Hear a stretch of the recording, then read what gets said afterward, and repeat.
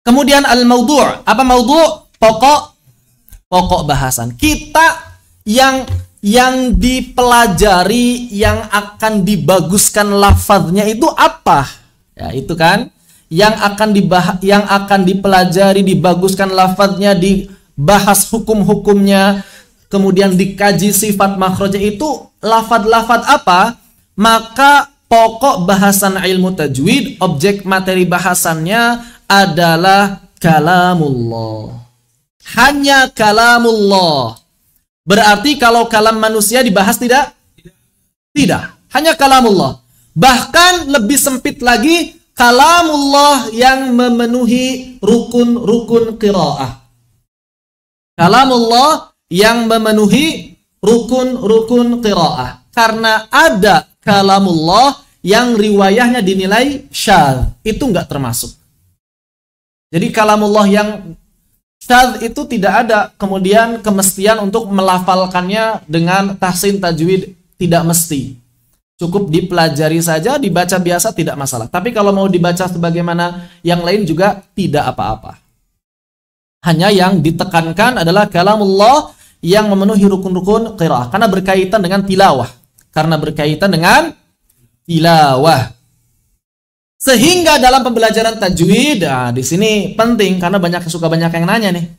Sehingga dalam pembelajaran tajwid kita tidak akan membahas dan menguraikan hukum-hukum bacaan dalam hadis. Seperti misalnya, Ustaz, kalau baca hadis ada gunnah ditahan 2 harokat enggak? Suka yang nanya begitu, ya.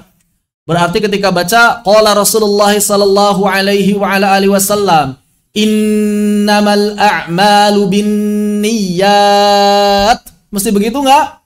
Tidak mesti. Tidak mesti, ya.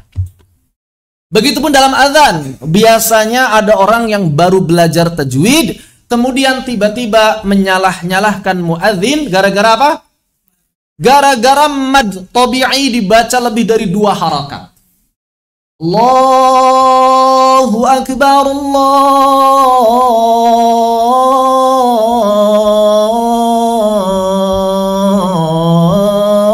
Akbar. Woi, 2 harakat, woi. Kata siapa? Ini bukan Al-Quran. Ini hadis. Maka tidak masalah dibaca lebih dari 2 harakat. Yang penting tidak mengubah makna. Ya, yang penting tidak mengubah makna. Begitu juga kitab-kitab klasik. Seperti Yaqulu raji'a fi rabbin sami'i. Mesti begitu? Tidak mesti. Tapi kalau mau diamalkan, ya silakan saja. Tidak ada yang melarang. Cuma apakah ada kemestian? Tidak. Apakah dianjurkan? Juga tidak. Boleh-boleh saja mengamalkannya. Dan sebagainya. Silakan. Oh, ada jamaah. Ya nggak apa-apa. Jamaah kepanjangan ya nggak apa-apa. Apalagi kalau dalam konteks nasyid. Tidak masalah. Tidak masalah. Seperti misalnya sholawatan. Ini kan termasuk nasyid. Nyanyian. Allahumma sholli. Soalnya gak panjang itu.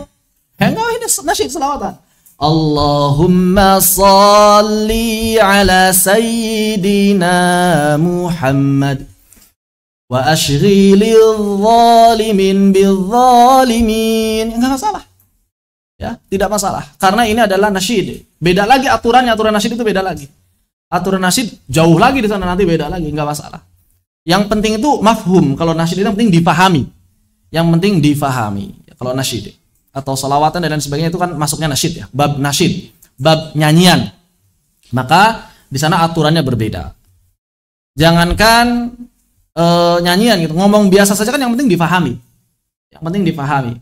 Misal orang Arab itu, nama orang Arab itu kan kalau ada madnya mesti dibaca begitu. Misalnya ada orang Arab namanya Khalid. Namanya Khalid. Orang Indonesia nggak terbiasa memanjangkan kata yang di depan. Khalid. Orang Indonesia manggil Khalid apa? Khalid. Khalid. Main yuk. Tapi difahami, ya Khalid juga nggak akan marah. Woi, nama saya Khalid, bukan Khalid. Yang nggak akan marah, walaupun memang kurang tepat. Secara makna kurang tepat. Yang tepat adalah Khalid. Jadi kalau manggil Khalid, nggak enak kalau Indonesia kayak gitu. Gak enak ya. Kalau Indonesia begitu nggak enak seperti itu, ya. Jadi yang penting difahami, mafhum. Yang penting adalah difahami. Allahu taala alam. Silakan.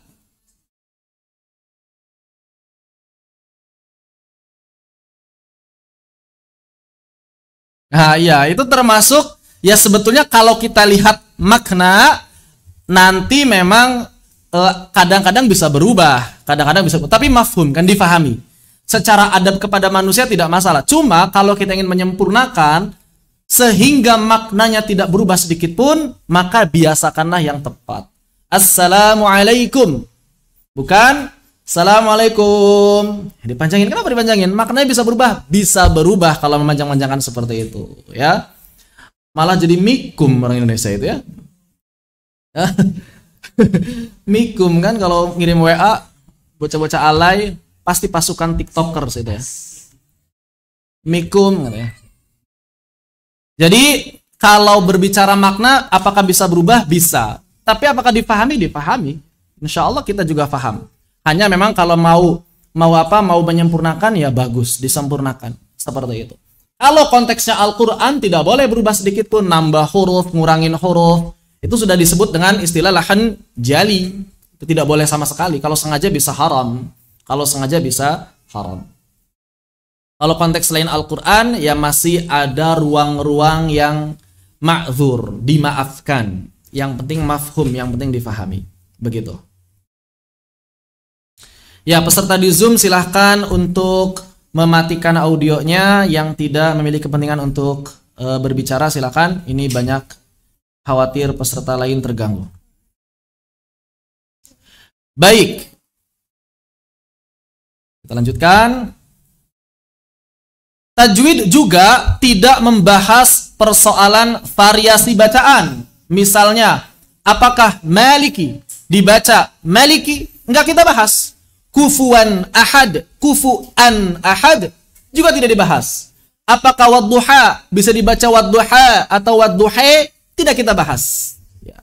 Juga tidak akan kita membahas sebab turunnya ayat.